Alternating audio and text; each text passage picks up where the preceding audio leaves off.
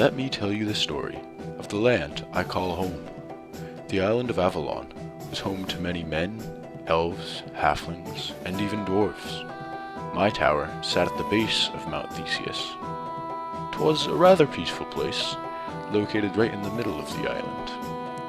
Important meetings were often held here, for it was the safest place in all the lands.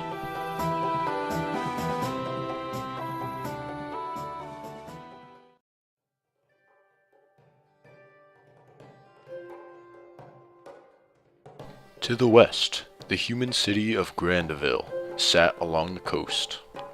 The men were peaceful at first, simple farmers, but as time went on, they grew hungry for power, and nothing could get in their way.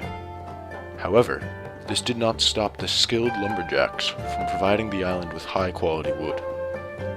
The lumberjacks thrived on the market and brought home wealth to their kingdom. The men were respected by other races, as long as they minded their own business. Without the men, however, the economy would perish, for they bought many different goods from whoever could supply them.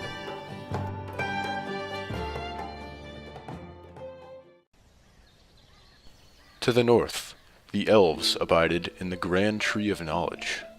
These creatures were the most intelligent in all the lands, and were not afraid to use it to their advantage. They lived off the land, and knew their way around the forest better than anyone else.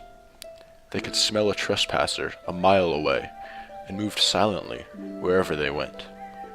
Oftentimes, kings would visit the elven city of Salance for wisdom, but nobody else dared go near this unique race.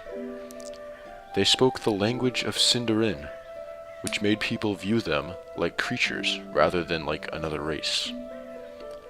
I myself took to visiting the elves in my spare time, and taught them English so they could communicate with the rest of us. Ah, the Halflings! What a joyous bunch of little men they are!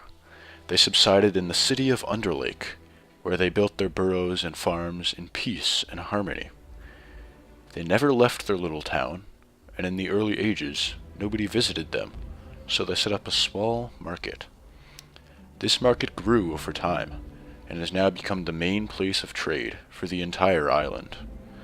Some halflings love this, and the rest of them despise the constant coming and going of strangers. Either way, they profit from it greatly.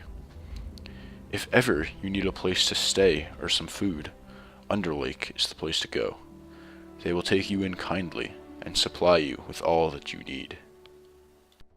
To the east, the Dwarves built their great mines and spent their days under many layers of the island. Their city, called Poyatal, was a great cavern thousands of steps below the ground. It was supported with large stone pillars, built all by the Dwarves themselves. They mastered the skill of mining and smithing, and created some of the greatest armor and weapons of all time. They ruled the island's market for tool. They thrived to own more gold than anyone had ever before acquired. We have merely scratched the surface of what there is to see here. What else will you find on the island of Avalon?